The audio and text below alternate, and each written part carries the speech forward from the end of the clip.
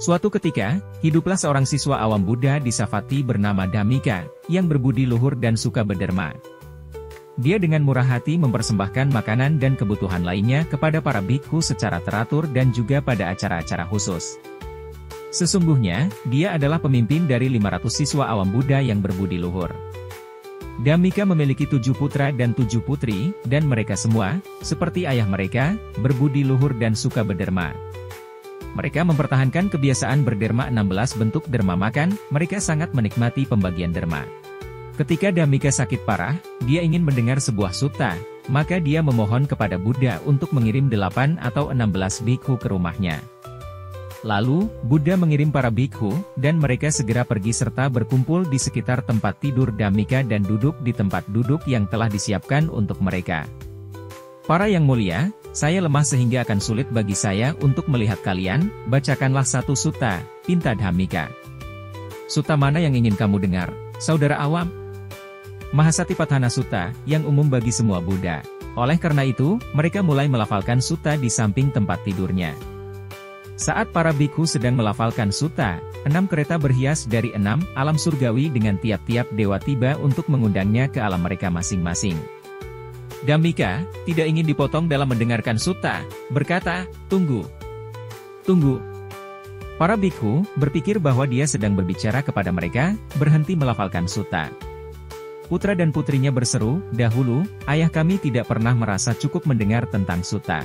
Tetapi sekarang, setelah memanggil para bhikkhu dan meminta mereka untuk melafalkan sutta, dia sendiri menghentikan mereka.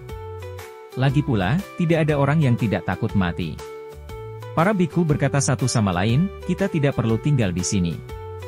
Jadi, mereka bangkit dan meninggalkan tempat itu. Beberapa saat kemudian, Dhammika mengembalikan perhatiannya dan bertanya kepada putra-putranya, "Di mana para bhikkhu yang mulia?"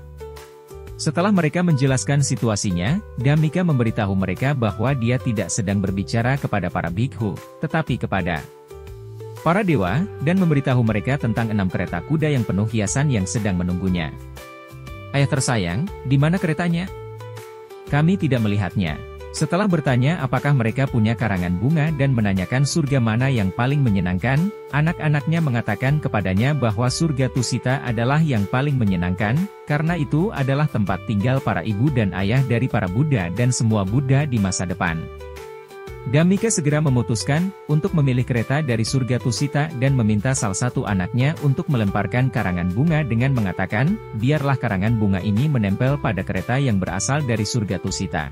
Oleh karena itu, anak-anaknya melemparkan karangan bunga, dan karangan bunga itu menempel di tiang kereta dan tergantung di udara. Mereka melihat karangan bunga tergantung di udara tetapi tidak melihat kereta tersebut. Dhammika bertanya, "Apakah kalian melihat kalung bunga tersebut?" "Ya, kami melihatnya. Kalung bunga tersebut tergantung di kereta yang berasal dari surga Tusita. Saya akan pergi ke surga Tusita, jangan khawatir. Jika kalian ingin terlahir kembali bersama saya, lakukan perbuatan baik, seperti yang telah saya lakukan." Setelah mengatakan ini, dia meninggal dan menginjakkan kaki di kereta kuda. Segera dia terlahir kembali sebagai dewa di surga Tusita yang bertubuh 3/4 liga, dihiasi dengan 60 gerobak ornamen, dan rombongan 1000 dewa melayaninya, dan sebuah rumah emas berukuran 25 liga pun terlihat. Ketika para bhikkhu itu tiba di wihara, Buddha bertanya kepada mereka, "Para bhikkhu, apakah siswa awam itu mendengarkan pelafalan sutta?" "Ya, yang mulia." Namun, di tengah-tengah pembacaan sutta, dia berteriak, "Tunggu-tunggu," dan ini membuat kami berhenti. Kemudian putra dan putrinya mulai menangis, maka kami memutuskan untuk pergi. "Para bhikkhu, dia tidak sedang berbicara kepada kalian. Dewa-dewa dari 6 surga datang dengan 6 kereta kuda yang dihiasi dengan sangat indah, dan mereka mengundang siswa awam tersebut untuk pergi bersama mereka, tetapi siswa awam itu berbicara kepada mereka, karena tidak ingin pelafalan sutta berhenti." "Apakah itu benar, yang mulia?" "Hal itu benar, para bhikkhu." "Yang mulia, di mana dia terlahir kembali sekarang?" "Di surga Tusita, para bhikkhu." "Yang mulia, tetapi dia baru saja tinggal di sini, di antara kerabatnya dengan sukacita, dan sekarang dia pergi ke alam bahagia yang lain dan terlahir kembali di sana." "Ya, para bhikkhu." Mereka yang penuh perhatian, baik itu bhikkhu maupun umat awam, sama-sama bergembira di kedua tempat. Syair 16, di sini ia bergembira, setelah kematian, di kehidupan berikutnya, ia bergembira.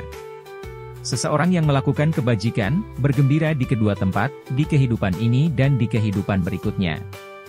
Ia bergembira dan bersukacita setelah melihat perbuatannya sendiri yang bersih. Jika kamu suka video ini, jangan lupa untuk like dan subscribe untuk lebih banyak cerita indah.